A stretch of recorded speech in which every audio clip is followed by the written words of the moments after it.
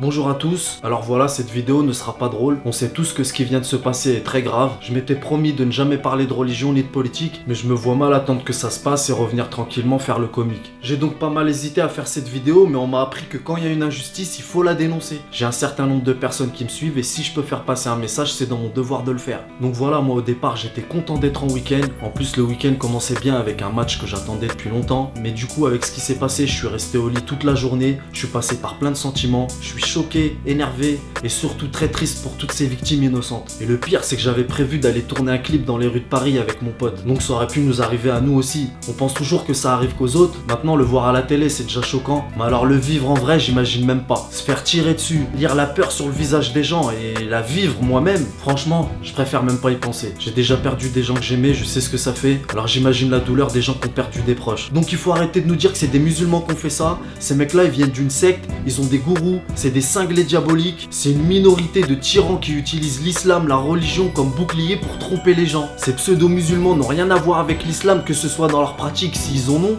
ou que ce soit dans les faits actuels, puisqu'ils massacrent des centaines de milliers, voire des millions de gens dans le monde, y compris des musulmans. Alors ne vous faites pas avoir par les apparences et les discours, parce que l'habit ne fait pas l'imam. Ces attentats déclarent non seulement la guerre à la France, mais ils déclarent aussi la guerre à l'islam de la raison. Aujourd'hui, malheureusement, un principe merdique a pris le dessus. Normalement, chacun est responsable de ses actes, mais en ce qui nous concerne, nous musulmans, aujourd'hui, on est soumis à ce principe merdique qui est la responsabilité collective. Quand un musulman commet une faute ou une erreur, c'est tous les musulmans qui doivent se justifier. Sauf que là, c'est ni une faute, ni une erreur, ni des musulmans, c'est des actes barbares commis par des cinglés sataniques. Mais comme on n'a pas les bons postes et qu'on n'est pas là où il faut pour que nos voix soient entendues, on peut donc pas se justifier. Alors on est directement jugé et condamné. Donc cette injustice que je suis venu dénoncer aujourd'hui, c'est cette stratégie islamophobe et ce traitement médiatique qu'on subit depuis déjà plusieurs années. C'est de pire en pire et c'est apparemment pas prêt de s'arranger. Alors j'étais obligé d'en parler, et si on le fait pas nous, qui va le faire? Après, en ce qui concerne ces cinglés sataniques, faut pas leur faire de cadeaux, faut les exterminer. Mais je vais pas m'étaler sur ce sujet parce que sinon je vais me vénérer et je vais devenir vulgaire. Je préfère plutôt parler aux vrais musulmans et aux non-musulmans de ce lynchage médiatique,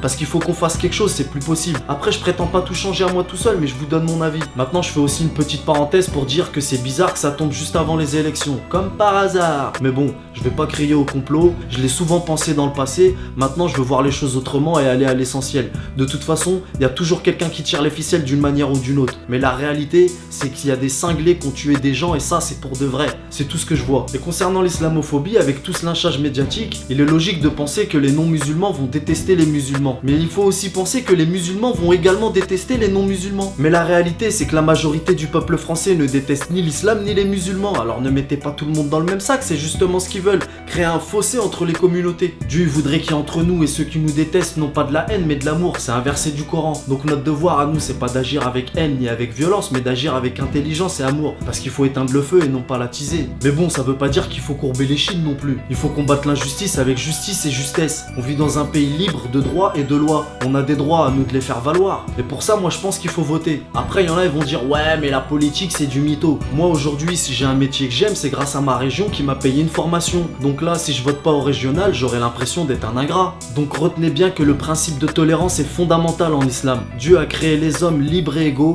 libres de croire en lui ou de lui désobéir. Le musulman accepte son prochain quelles que soient les différences et les divergences qu'il a avec. On n'est pas des tyrans. Quant à ces terroristes, ils me font pas peur, parce qu'aller mitrailler des gens en traite ou aller se faire péter dans la foule, c'est des trucs de lâche. Moi je suis pas un lâche, je suis pas un nomade, je suis pas de passage, je suis un Français musulman et fier de l'être. Donc il faut voter pour faire pression sur les hommes politiques pour qu'ils votent une loi contre l'islamophobie, comme une loi a été votée contre l'homophobie, comme une loi a été votée contre la judéophobie, comme toutes les lois en France ont été votées pour défendre les opprimés. Si cette loi contre l'islamophobie n'existe pas encore, c'est parce que les musulmans acceptent leur sort. Bref, que Dieu protège la France de toute dérive islamophobe et autres, et que Dieu fasse que nos concitoyens non musulmans découvre l'islam sous son vrai visage parce que l'islam est beau. Et surtout que Dieu protège nos enfants de tous ces psychopathes et que toutes ces personnes qui ont péri dans ces horribles attentats reposent en paix. Voilà, c'était AZ Story pour un CGMG2.